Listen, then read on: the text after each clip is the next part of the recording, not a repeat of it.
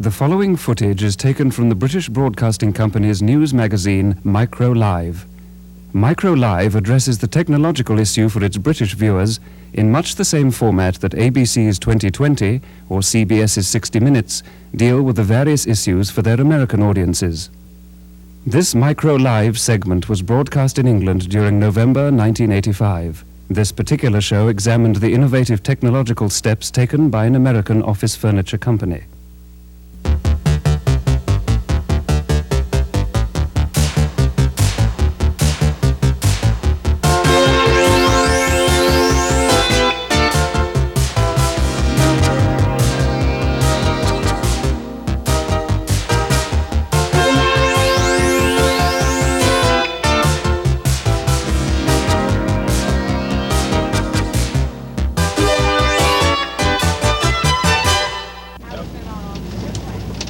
"9:30 in the morning, and an executive bus ferries prospective corporate customers from the local airport. They're buying for their own organizations, not for themselves, and the company they're visiting is saying, 'Buy from me, not from the opposition.' To do this, they've designed a kind of technological Aladdin's cave. I sometimes think that in America, selling is as necessary to existence as breathing. People just don't believe things until they're sold on them. And if you're a big company, you've got to sell them in a very big way. Here in Grand Rapids, Michigan, one of America's largest corporations has built what they call a living laboratory, although what's actually being tested might be the technology of the big cell itself. Get close to it anyway. Yeah.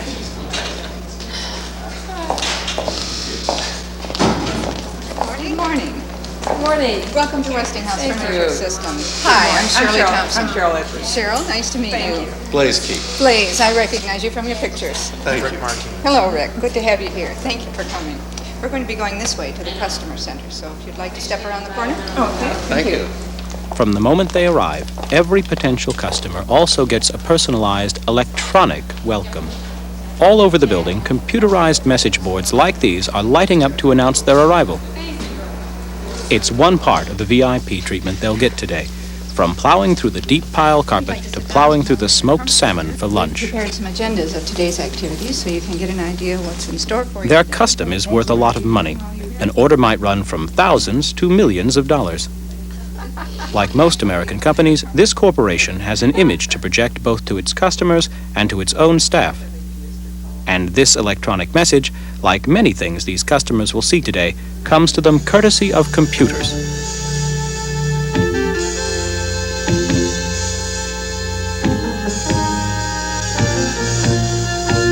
In a world that demands new technologies and services almost daily, there is one thing of which you must be sure: quality. And you can be sure if it's Westinghouse. Almost since the day George Westinghouse began his crusade for alternating current, Westinghouse has used technology to make the world work better through the generation, transmission, and distribution of electricity. Behind the scenes, a bank of slide projectors and a projection video screen provide this complex audiovisual display. In construction, They're controlled by a microcomputer which sequences the slide changes, the room lights, the videotape, and audio in all their split-second changes. If you're a multi-billion-dollar corporation like Westinghouse, but you're fourth in Office Systems furniture sales, well, that's bound to be a little galling. So what you do is you up the ante when you sell to people. You show off the rest of your pedigree, which is high technology, and you show it off with a vengeance, like this entire conference center. It's a multimedia environment with projection video, movies, slides, 37 different speakers, total control of all the lights, 33 workstations on this giant rotating platform, and a podium from which it can all be controlled. I think this room is marvelous. Let me show you. Now, this podium, which goes up if you want it to, match your height, is the control center for the room. All the lights, all the screens, everything, all the projection.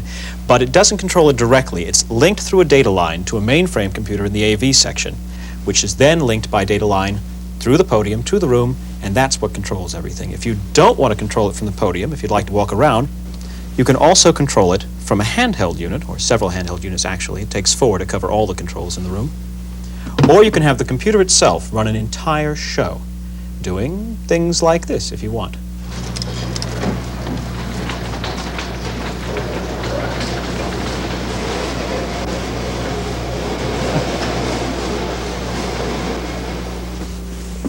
But funny as that last bit was, it's important to remember that this room was designed with a serious purpose in mind, not just impressing Westinghouse's customers, but also impressing Westinghouse's employees. Each of these workstations is arranged for a kind of maximal efficiency in a seminar. There's a smoke exhaust, so if you're a smoker, you won't bother your neighbors. There's a light you can flash to indicate to the speaker that you want to ask him a question. You have your own work light, and of course you have electrical outlets, data terminal connections, and phone connections. This is what the company makes, office partitions and office furniture. So why has it spent $15 million on building a kind of industrial Disneyland? Tom Rosewall is in charge of marketing. Westinghouse is a company that is known as a big corporation, very technologically oriented, and it's able to develop relationships with some companies that are in the forefront of computer technology, understanding where they're going. And I think it boils down to a major series of investments. We make investments in our product, trying to incorporate that technology. We make investments in our facility, because in many ways this facility is a living laboratory for testing both our products and the computer-related products as they integrate into our own. If you would, please step this way. We're going to be taking you on a tour of our facility here on this computer-controlled vehicle. This vehicle is completely computer-controlled by this computer right here, and it follows a frequency-generating wire within the floor in order to guide it through our factory. If you pull the handles forward here, we'll begin our tour.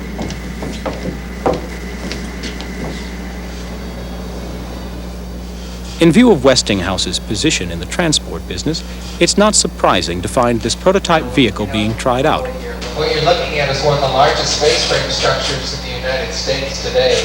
The polished gold. The people mover, as they call it, has to follow a very precise path and has a number of sensors on board to help avoid bumping into things, or, more important, into people. It takes the customers on a tour not only of the factory, but also of the sales and marketing offices. Best operators as far as telemarketing in the world. This is where we do the life cycle testing of the product. Here you see the robot literally opening and closing these doors to these lateral files. What this does is test the life cycle, how long the product lasts. Westinghouse makes robots, so they've got to be on show, even though it's difficult to know what will wear out first, the robot or the furniture.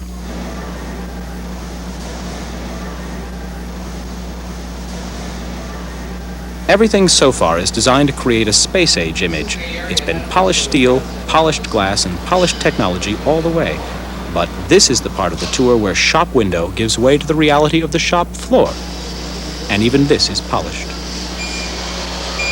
Workers take as little notice of the people mover as they do of the robot mailman, which follows a fluorescent strip painted on the floor.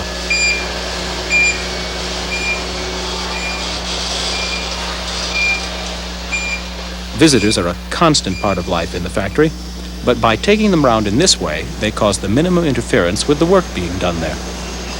But now, it's time for another video.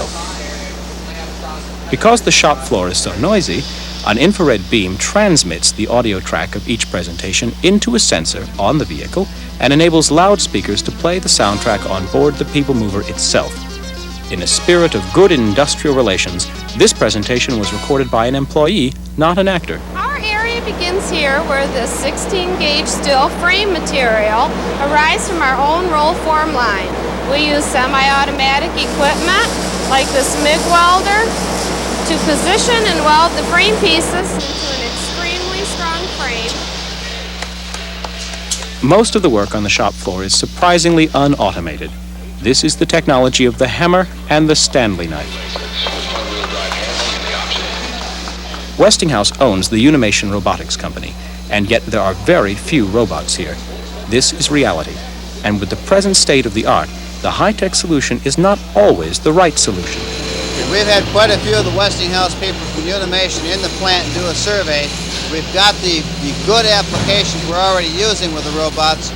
We are studying others, and we do have plans for additional robots or material handling devices that are very similar to robots. It's not so easy to work them into the workplace, is it? Well, especially in our application, because our parts are large and heavy. We need big robots in order to handle them. I think integrating is the big part of it, because a robot per se, like in this machine here, the robots work well, the computers work well. When you gel it all together with the automation, trying to get it all going the same direction at the same time, that's what's difficult. I take it this one's given you a lot of trouble so far. Well, this has probably been the least successful of any of the pieces of equipment we've put in so far. And this was the very job they were trying to automate. Today, it's gone back to being done by hand. We do appreciate you coming today and spending some time with Westinghouse. After the grand tour and a grand lunch, the serious business of negotiation. And of course, the environment has to be right for this, too. One of the main points about these sales meetings is to avoid distractions. But people do have to be reached, so if a phone call or a message comes in... Westinghouse Message Center. This is Tracy. Can I help you? Okay, I'll get a message to her. That person's name and badge number is flashed on the display. If they look up and see their badge number, they can then come over to this silent printer, read their message, and act on it if they feel like it through the phone system. This panel also serves as a control for the entire room's lights, projection facilities, and so forth, and it has a couple of extra goods. The environmental temperature indicator, a thermometer to those of us who aren't into jargon, and something called a data acquisition time improvement monitor, which is a fancy way of finding out what your meetings actually cost. And so the cost ticks away each minute on a screen. But what do all these fancy devices accomplish? Well, boy, that's a tough question to answer. What does it accomplish? It provides us the opportunity to try new technologies and see how they fit in the office. We're in the business of designing furniture, building furniture to fit into offices.